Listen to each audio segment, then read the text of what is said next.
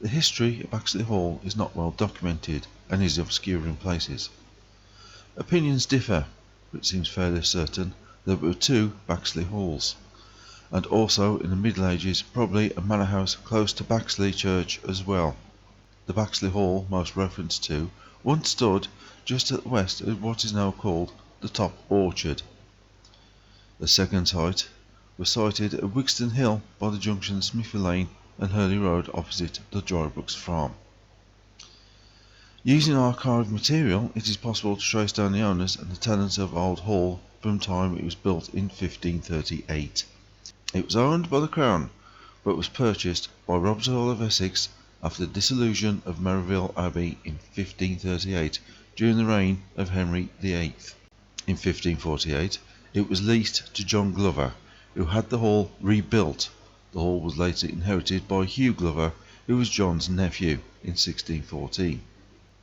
1704, John Glover, a descendant of Hugh, sold it to Thomas Strong. In 1735, it was sold to Joseph Bootby, whose family owned coal mines. His son, also called Joseph, lived at the hall as well. John Bootby inherited the hall and later moved out, leaving Countess Louisa Kintore, 1799 to 1841, as either tenant or the new owner. A pencil sketch is the only drawing known of the hall and possibly the only surviving record of what it looked like. In 1849, the old hall was demolished. Hello and welcome back to the channel. Today I am in Atherstone.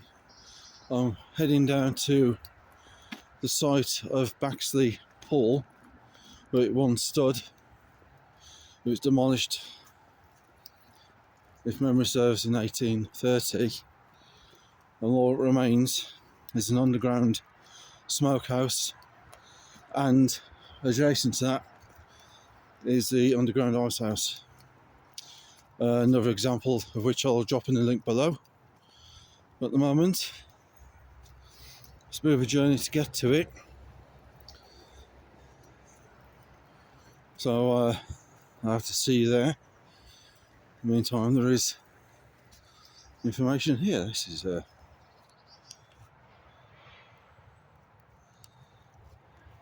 says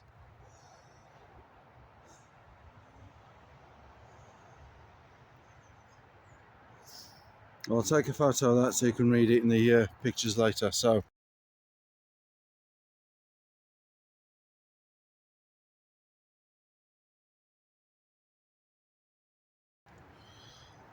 on I go. Okay, viewers, I've managed to find it, and you can see the state of this charming field that I've cut across. And yeah, I think you can probably say it's pretty nasty across there. It's like quicksand. And yeah, I did go over, as you've clearly seen, but luckily just onto my knees, so avoiding an embarrassment, landing face first in that rubbish. So here it is. Now there is people call it the underground house.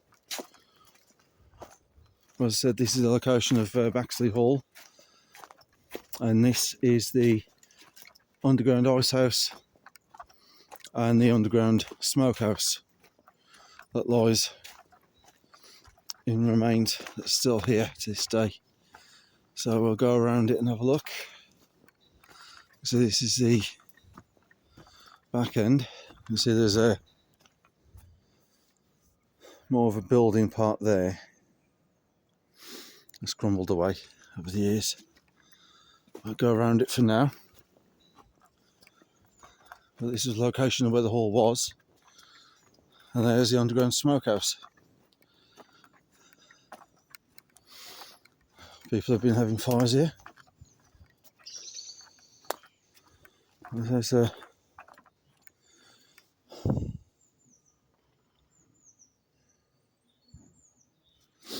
so I've heard in bangs it's a farmer.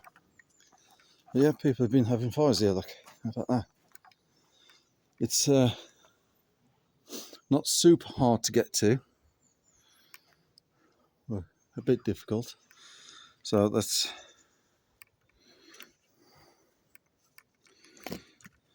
get some light on the subject and have a look in here. We'll get some photos at the end.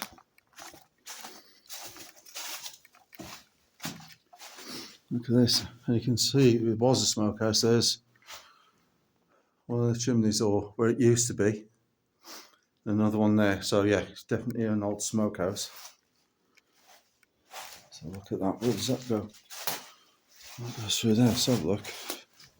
You can see where a fire pit used to be. Right there.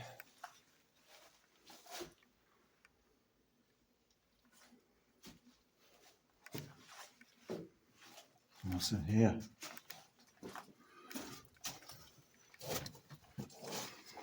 I'll get some photos as well, folks, right at the end. Look at this. It's an interesting place to find.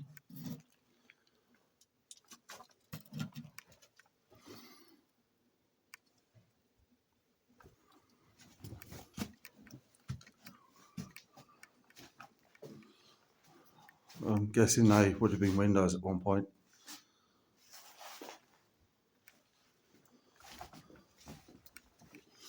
Let's have a look at the ice house.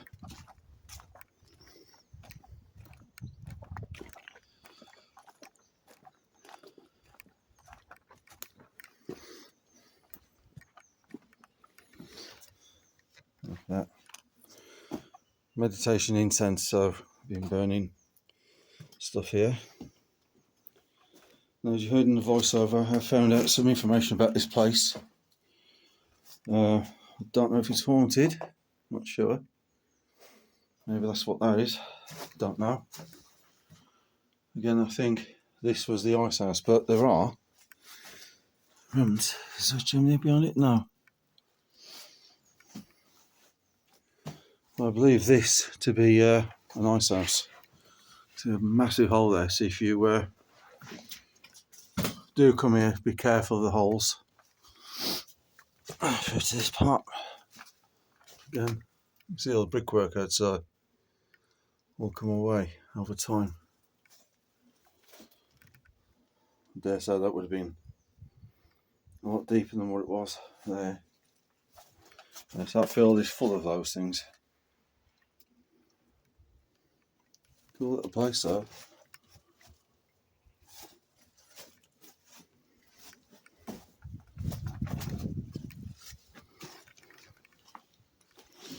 I'll go around the outside of it so you can have a look. Around the outside and top of it.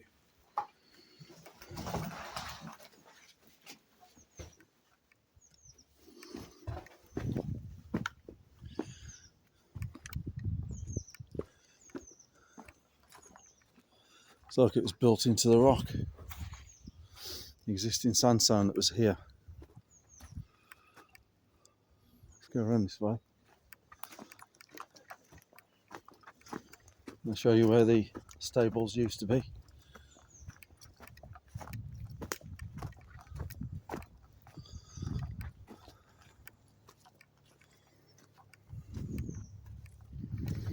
I did think when I first saw this, it was maybe something to do with the war, buried underground, but turns out it's not. Look at that. It's a 4.5 if you go down there.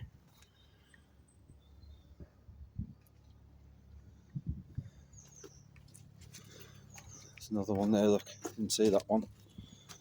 Look at that. That's one of the chimneys.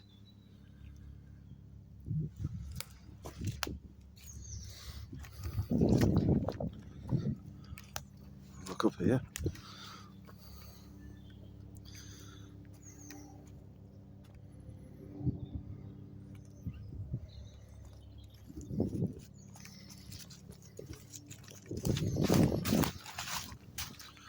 Over there, let's get to the edge of the wood.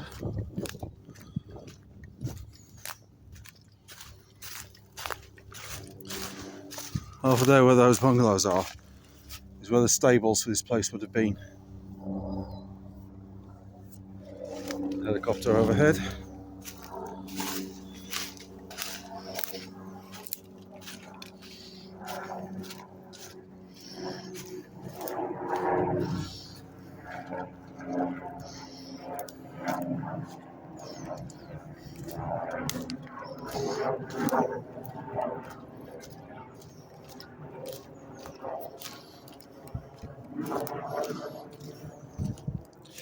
be an interesting challenge for a camp, I think.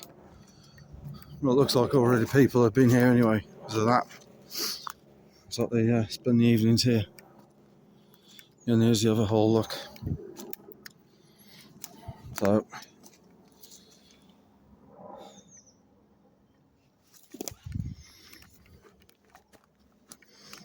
if I want to slip on this slope, there you go.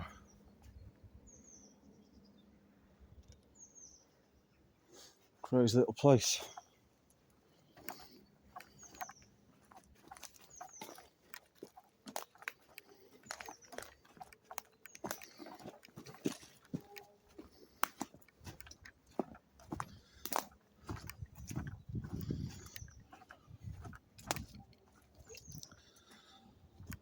Cool.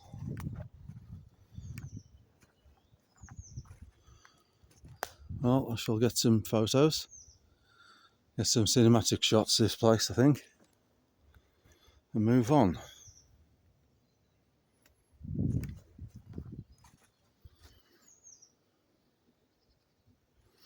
Nice and peaceful here, though.